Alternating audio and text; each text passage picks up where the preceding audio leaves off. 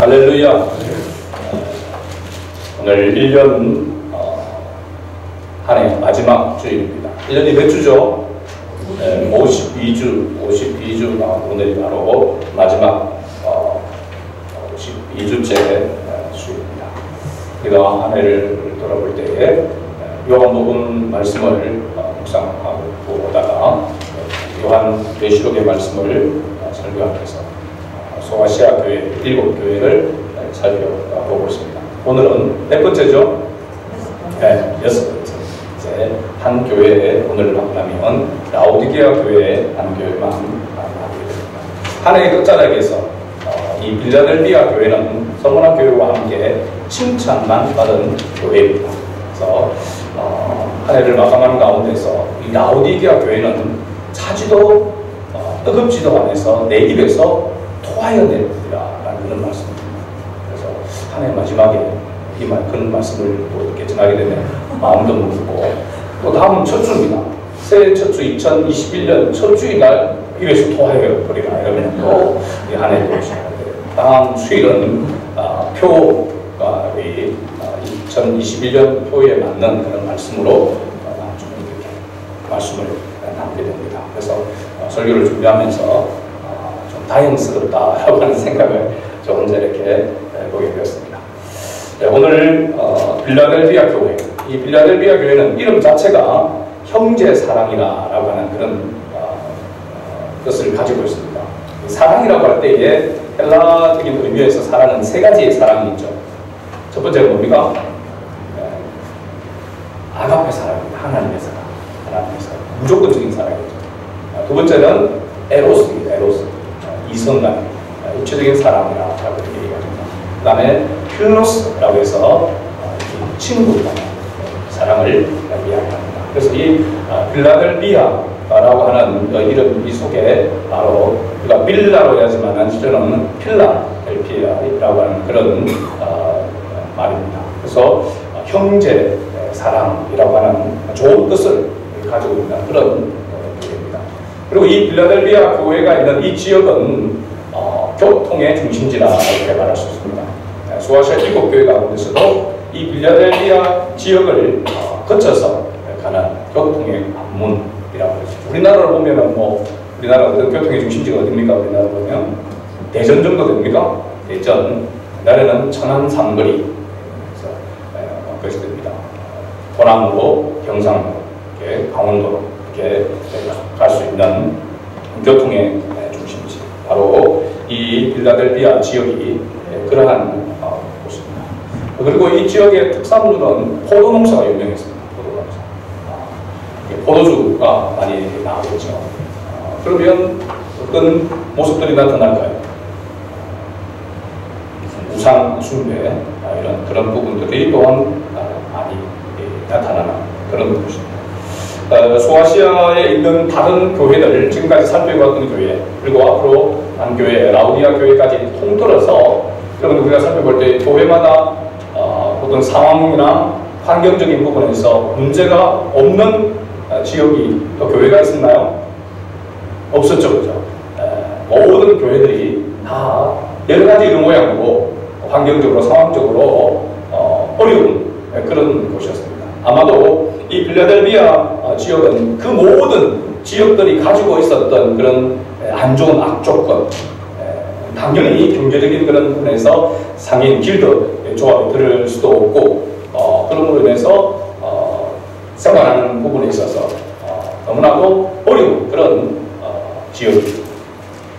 거기에다가 주 17년경에 이 소아시아 지역에 대지진이 있었는데 그 지진에서 가장 많은 피해를 입었던 지역이 바로 이 필라델비아 지역이라고 합니다.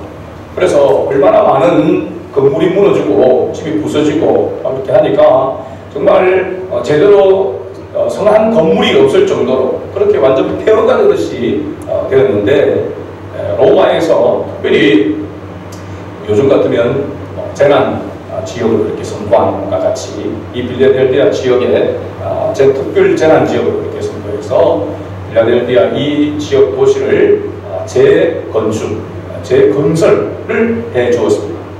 그러다 보니까 이 지역의 관료들은 로마에 대한 충성심이 남다르겠죠. 그죠? 그런 부분들. 그래서 로마 또 섬기는 그 황제 섬기는 그 숭배에 대한 그런 부분들도 그 어느 지역보다도 강했습니다. 그리고 이 지진이 자주 일어나는 그런 지역이다 보니까 사람들은 항상 불안에 떨고 있었습니다. 그래서 불안하고 걱정이 앞서다 보니까 종교에 기이하는 그런 부분들이 많았습니다. 그래서 모든 종교가 부흥하는 그런 지역이 또한 이 필라델피아 지역이었다라고 이렇게 이야기합니다. 이방 종교부터 시작해서 그러니까 기독교도 역시 복음을 받아서 교회가 세워지는데도 불구하고 이 혼합적인 우리가 지금까지 살펴봤던 이런 부분들 보면은 이방 종교들이 흥황하게 되어지고 사회가 팽팽해지니까 그 세속화의 물결이 교회 안에도 들어오게 되어지고 그 세속화에 무너지는 그런 부분들이 많이 있었던 것을 우리가 볼 수 있습니다. 특별히 4대 지역 같은 경우는 살아있다는 이름은 가졌으나 죽은 자로다 라고 하는 그런 진단을 주님께로부터 받게 되었죠. 그런데 이 필라델피아 이 지역이 정말로 힘들고 척박한 그런 지역에 세워진 그 교회이고 여러 가지 어려운 가운데 있는 그런 교회였습니다. 그래서 오늘 주님께서 이 필라델피아 교회에 대해서 아신다고 하면서 뭘 말씀하고 있냐면 작은 능력을 가지고 있었다 이렇게 이야기합니다. 내가 네 행위를 아느니 8절에 보면 네가 작은 능력을 가지고서 이렇게 말씀합니다. 여기 작은 능력이라고 하는 것은 필라델피아 교회가 여러 가지 가지고 있는 능력이 작다라고 하는 것이 아니라 그들이 할 수 있는 일이 전혀 없었다는 겁니다. 그 환경과 상황을 뛰어넘을 수 있는 극복할 만한 그러한 능력이 없었다. 그래서 전적으로 무능력한 그러한 상황 가운데 있었다라고 하는 표현이 이 작은 능력이라고 하는 것입니다. 그러니까 로마가 새롭게 이렇게 건설을 해주고 여러 가지 여러 모양으로 이렇게 상황적으로 너무너무 힘들다는 거죠. 그것을 신앙으로 극복해 나가는 그런 부분 가운데서 세상적인 그런 모든 문제, 그들 앞에 닥쳐 있는 상황과 환경을 극복할 만한, 이겨낼 만한 그런 능력이 그들에게는 전혀 없었다는 사실입니다. 그래서 그들은 그 모든 환경과 상황들을 숙명처럼 받아들일 수밖에 없는 그런 무능력한 상태에 있다라고 하는 그 표현이 작은 능력을 가졌다라고 하는 그런 모습입니다. 그래서 이 필라델피아 교회에 이런 필라델피아 교회에 나타나신 주님의 모습이 7절에 기록되어 있습니다. 7절 말씀을 다시 한번 읽어볼까요? 필라델피아 교회의 사자에게 편지하라. 거룩하고 진실하사 다윗의 열쇠를 가지시니 곧 열면 닫을 사람이 없고 닫으면 열 사람이 없는 그가 이르시되 라고 있습니다. 다윗의 열쇠라고 하는 다윗의 열쇠. 성경에서 보면은 다윗의 위 또 다윗의 장막 구역에 들어보셨죠? 그죠? 그리고 다윗의 집이라 이렇게 이야기하고 또 다윗의 뿔이라고 이렇게 이야기하는 표현들이 나옵니다. 그래서 이게 다윗의 열쇠나 다윗의 위, 다윗의 집, 다윗의 장막, 다윗의 뿌리 이 모든 것은 전부 뭐가 연관이 되었냐면 메시아와 연관이 되어 있는 그런 수식어라고 할 수 있습니다. 그래서 열쇠라고 할 때 그 열쇠는 문이라고 하는 단어에서 파생되었다라고 그렇게 이야기합니다. 그러니까 열쇠가 있다라고 하는 것은 들어가야 될 문이 있다라고 하는 것을 이야기해주고 있는 것이죠. 그러니까 이 다윗의 열쇠를 가지신이라라고 이렇게 주님께서 그런 모습으로 나타나신 것은 뭘 이야기하냐면 절대적인 주권을 가지고 있다는 것입니다. 열쇠를 가지고 있다라고 하는 것은 그 문에 들어갈 수 있는 권한을 가지고 힘을 가지고 있다라고 하는 것이죠. 그래서 모든 것을 자신의 임의로 좌지우지할 수 있는 절대적인 주권을 가지신 이 바로 예수 그리스도를 상징하고 있는 것입니다. 그런데 필라델피아 교회를 보게 되어지면 그들은 그들이 처해진 상황에서 아무것도 할 수 없는 무능력한 그런 상태에 있단 말이죠. 그 무능력 가운데 있는 필라델피아 교회와 절대 주권을 모든 것을 임의로 하실 수 있는 절대 주권을 가지신 메시아 예수 그리스도로 나타난 것은 굉장히 대조가 되는 것이죠. 그래서 빌라델비아 교회가 그렇게 무능력한 그런 가운데, 저 작은 능력 가운데 있는 그 교회에 나타나신 주님은 모든 것을 하실 수 있는, 모든 것을 임의로 할 수 있는 절대적 주권을 가지신 주님으로 나타나셨다는 사실입니다. 그 다음에 8절에 보게 되면 중요한 단어가 하나 있는데 바로 열린 문입니다. 열린 문. 열린 문. 이 열린 문을 보통 전도의 문, 그리고 선교의 문으로 이렇게 확대 해석해서 이렇게 이야기하지만, 이 문맥적으로 살펴보게 되어지면 10절, 뒤에 나오는 10절과 연결되어지는 것을 봅니다.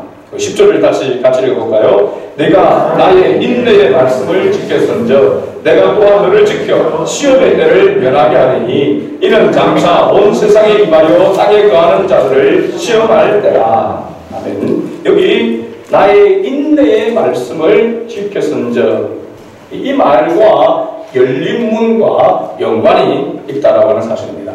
이 말의 의미는 빌라델비아 교회가 지금 환난 속에 있었지만은, 어려운 가운데 있었지만은 그들은 그리스도를 향한 신앙 고백에서 떨어지지 않았다라고 하는 사실입니다. 빌라델비아 교회가 처한 환난의 상황과 그런 환경들을 스스로 그들이 극복할 만한, 이겨낼 만한 그러한 능력이 전혀 없었지만, 그럼에도 불구하고 그들은 주님을 향한 신앙 고백을 버리지 않았던 것입니다. 빌라델비아 교회는 그들 앞에 놓여있는 절망적인 상황을 극복할 만한 그런 아무런 능력이 없었지만, 그러나 주님을 향한 신앙만큼은 잃어버리지 않았다라고 하는 것입니다. 이 말은 곧 그들은 오직 예수 그리스도 한 분만을 바라보고 있었다는 것입니다. 그러니까 여기 열린 문이라고 하는 것은 예수 그리스도를 상징하고 있는 그러한 단어라고 할 수 있습니다. 이 문은 바로 구원의 문이죠. 우리가 요한복음에서 살펴보았습니다. 요한복음 10장 7절 말씀에 보면 예수님께서 자신을 향하여 나는 양의 문이라고 했습니다. 양의 문. 우리가 사진을 볼 때에 우리 문 앞에 계시는 예수님의 그 사진을 한번 제가 보여준 적이 있습니다. 그렇죠? 예수님이 바로 문을 지키는 그 문 자체다라고 이렇게 이야기하고 있고, 오늘 말씀에 보면은 열쇠를 가지십니다라고 이렇게 표현을 하고 있는 것이죠. 그래서 예수 그리스도만 바라보고 예수 그리스도를 의지해서 인내하고 있는 그 모습을 이야기하고 있는 것입니다. 지금 코로나 시대에 우리가 그리스도인들이 할 수 있는 일이 그야말로 아무것도 없습니다. 지금 전도를 할 수도 없습니다.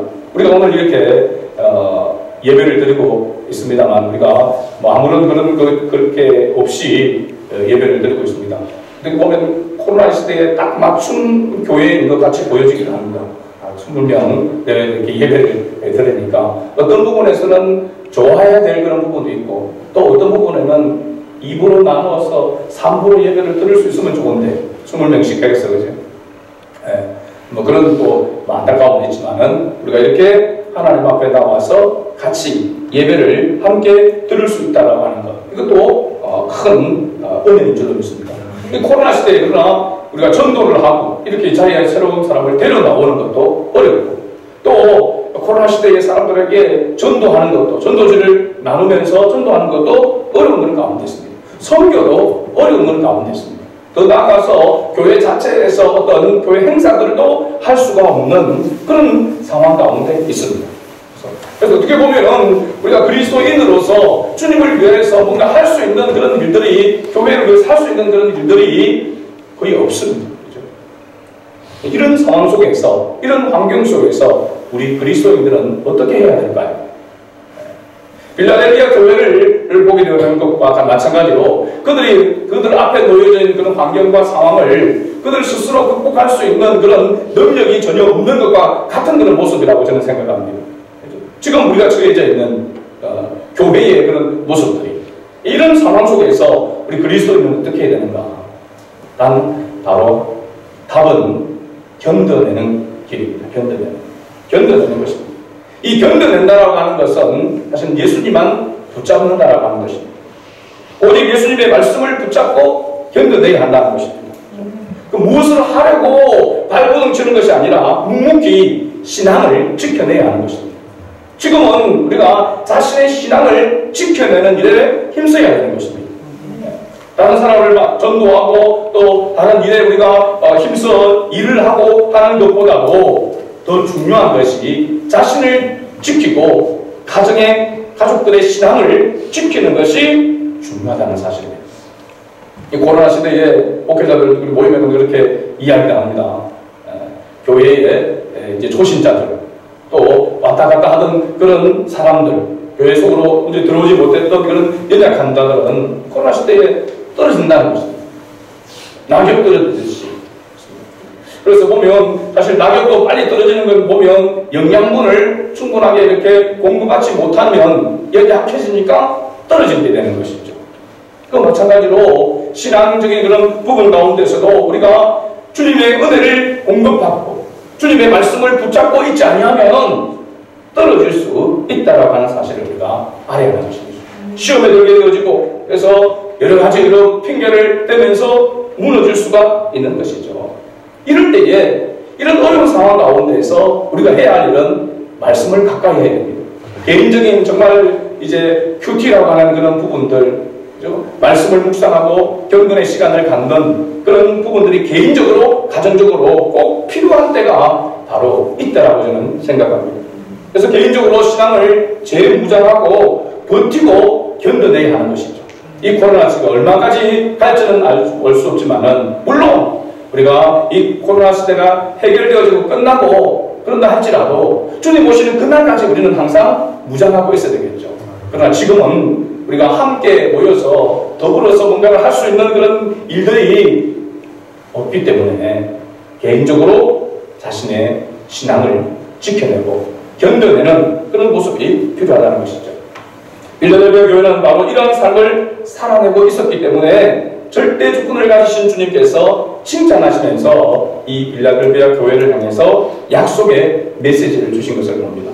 그리고 조금 전에 10절 말씀을 읽었지만은 나의 인내 말씀을 지켰음즉 그 다음에 내가 또한 너를 지켜 무엇의 때를 시험의 때를 면하게 하리니 시험의 때를 면하게 해주시겠다라고 이렇게 약속하고 있습니다.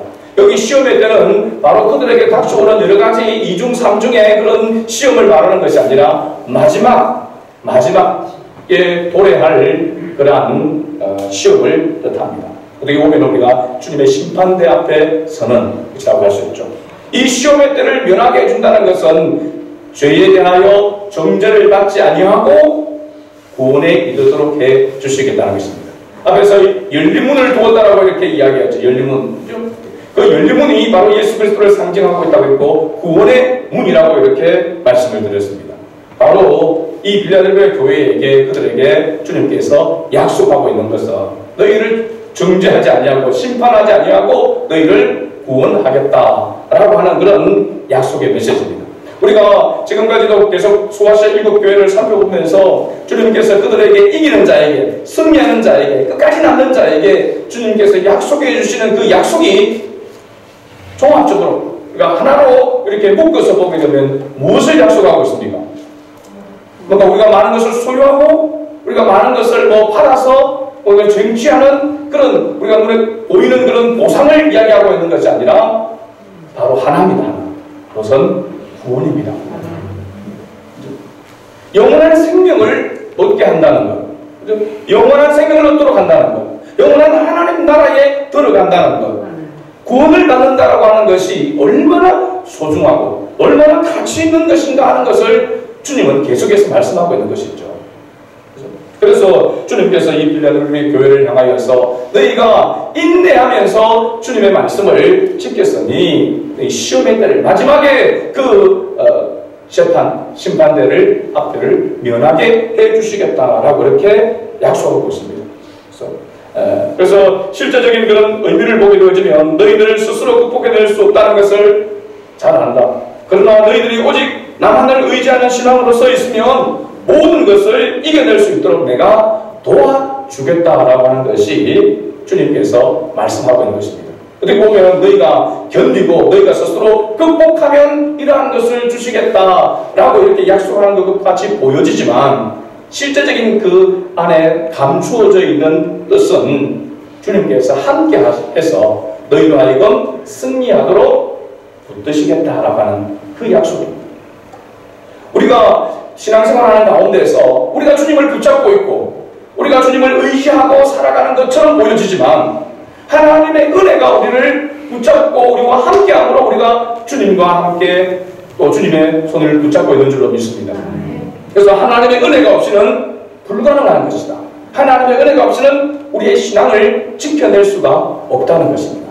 어떻게 보면 빌라델비아 교회가 그런 어려운 상황, 아무것도 자기 스스로 할 수 없는 그런 무능력한 그런 상황 속에서 그들이 주님을 의지하고 그런 믿음을 지켜내는 신앙의 고백을 잊어버리지 아니하고 신앙의 정조를 지키고 있는 그 모습은 그들의 어떤 능력이 아니라 하나님의 은혜가 그들 속에 함께하고 있기 때문입니다.